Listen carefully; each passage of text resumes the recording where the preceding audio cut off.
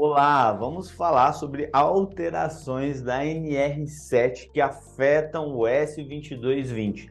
Lá dentro do E-Social, o S2220, responsável pelo monitoramento da saúde do trabalhador, o que muda com as alterações da NR7? Vem comigo, vamos aprofundar esse assunto aqui.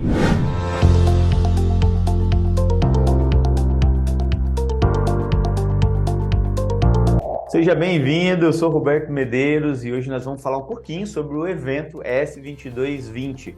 O evento dentro do E-Social responsável pelo monitoramento da saúde do trabalhador.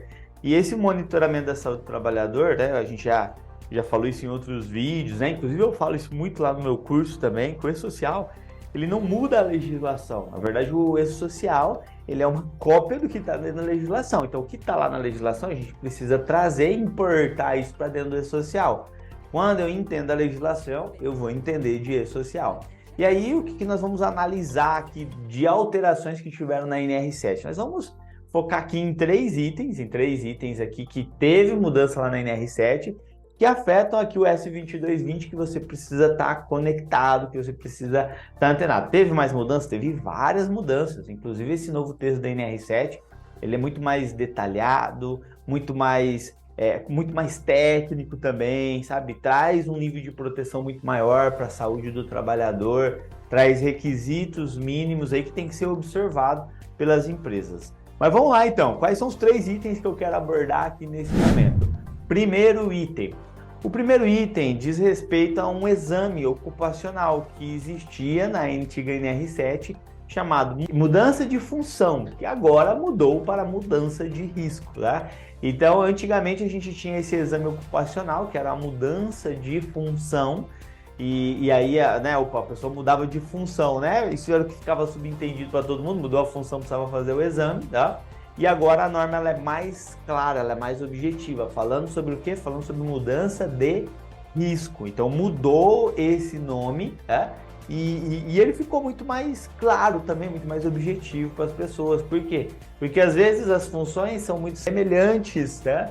Então você sai de assistente 1 para assistente 2, né? Então basicamente é o mesmo ambiente, o mesmo risco, né? Então agora está muito mais claro isso dentro da normativa, fica muito mais fácil essa interpretação. É mudança de risco, tá? Então quando houver uma mudança de risco, eu preciso fazer, antes dessa mudança desse risco, antes da pessoa assumir essa nova atividade com riscos, eu preciso fazer os exames necessários, beleza? Então esse foi o primeiro item. Vamos caminhar aqui para o nosso segundo item de alteração dentro da NR7 que afeta aqui o 2220. O que acontece? A gente tem 5 exames ocupacionais previstos na NR7, né? Que é o admissional, o demissional, dois mais comuns, né? Tem o periódico aqui no meio do caminho, tem agora a mudança de risco e tem o retorno ao trabalho, que é quando a pessoa fica 30 dias ou mais afastado por motivo de doença, quer seja relacionado ao trabalho, quer não, beleza? Então esses são os 5 aqui que existem. Só que o que acontece? Quando a gente vai ler a NR7, a gente vai ver que existem vários exames complementares que a nova NR7, né? A antiga também tinha algumas previsões, mas a gente vê principalmente na nova NR7, tem vários exames que a gente precisa fazer antes de fechar um ano, a gente precisa fazer com 6 meses, né? Um exemplo aqui, o caso do benzeno é um dos exemplos, sabe? Que a gente precisa fazer a cada semestre um acompanhamento e fazer exames complementares. O que acontece dentro do sistema, da estrutura do E-Social? Eu não consigo enviar o exame complementar se ele não estiver conectado a um ASO, a um atestado de saúde ocupacional. Então, dentro do E-Social, dentro do MOS, do Manual de Orientação do E-Social, aí foi criado o quê? Um ASO pontual. Um ASO que é só para quê?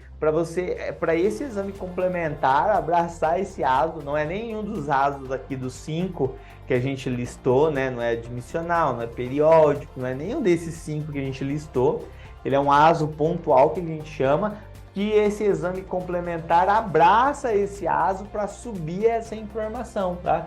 É só para quê? Para entender e tinha um exame complementar ou um exame extra que foi feito, que tem coligação com a função desse trabalhador, que foi feito para monitorar a saúde ocupacional dele, que foi feito e aí vai abraçado com esse aso pontual para subir essa informação dentro do 2220 e não está conectado com esses 5 exames que a gente falou aqui do lado aqui. Então é importante você entender isso e ficar antenado, isso pode acontecer aí dentro da sua empresa. Maravilha? Vamos caminhar para o último, então? O terceiro item aqui é sobre o 2220, né?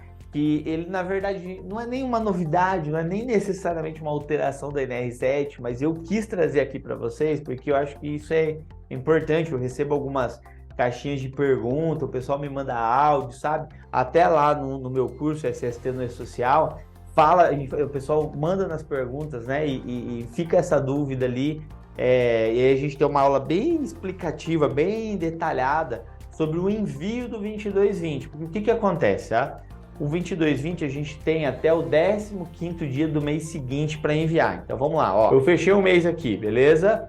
Então o que acontece? Fechei esse mês aqui, eu tenho até o 15º dia do mês seguinte, para quê? Até o dia 15 para enviar o que aconteceu nesse mês anterior, beleza? Até aí tá tudo ótimo, tá tudo tranquilo.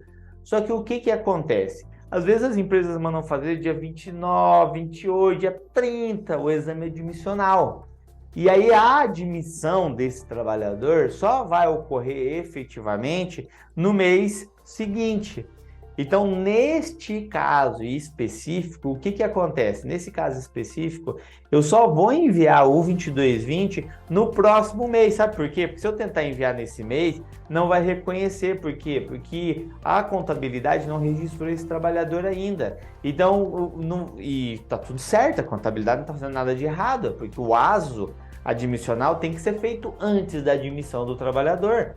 O ASO dentro do processo de administração, de admissão do colaborador, ele é um item, o ASO, tá? Que precisa ser analisado. Então a parte médica libera ele e aí depois é feita a admissão desse colaborador. E às vezes há um delay aqui, existem alguns exames complementares que demoram mais tempo do que outros, então há um delayzinho de tempo aqui e pode fazer essa virada do mês. Então nesses casos, tá bom? Nesses casos, o que acontece? Eu vou lançar só no outro mês daí essa referência desse ASO. Inclusive eu preciso ficar antenado como que o meu software se comporta aí, para eu não deixar isso para trás, não comer barriga, isso aí não ficar lá para trás, beleza? E esse item é interessante a gente falar aqui, porque teve muita gente que se confundiu. Eles achavam que eu tinha até o dia 15 para fazer o ASO admissional. Não, cara, não vai nessa doidura aí não, tá? Tem uma galera aí falando groselha aí, né? E não é isso não, tá bom? A ASO admissional tem que ser antes da admissão do colaborador, não é até o dia 15 para mim fazer o ASO admissional. Até o dia 15 é para mim enviar essa informação para o social que eu fiz ele dentro do prazo. E qual é o prazo previsto da NR7? É antes da admissão eu fazer o ASO desse colaborador. Maravilha? Gostou? Ficou legal aí, pessoal? Alguma dúvida? Escreve aqui embaixo, deixa sua curtida aqui para mim, compartilha esse vídeo com outras pessoas que você acredita que pode ser beneficiado com essa informação. E se você quer se aprofundar mais, quer ter mais detalhes sobre o E-Social, ser uma referência em E-Social aí, e aproveitar essa onda aí, e surfar essa onda aí e faturar mais, aqui embaixo vai estar o link com o meu curso de E-Social, né? SST no E-Social, que eu aprofundo todos esses detalhes aqui. Então, eu te espero, vem pro lado de cá, a gente jogar junto também e aprofundar esses assuntos. Maravilha? Obrigado pela sua atenção, valeu, até a próxima, tchau, tchau.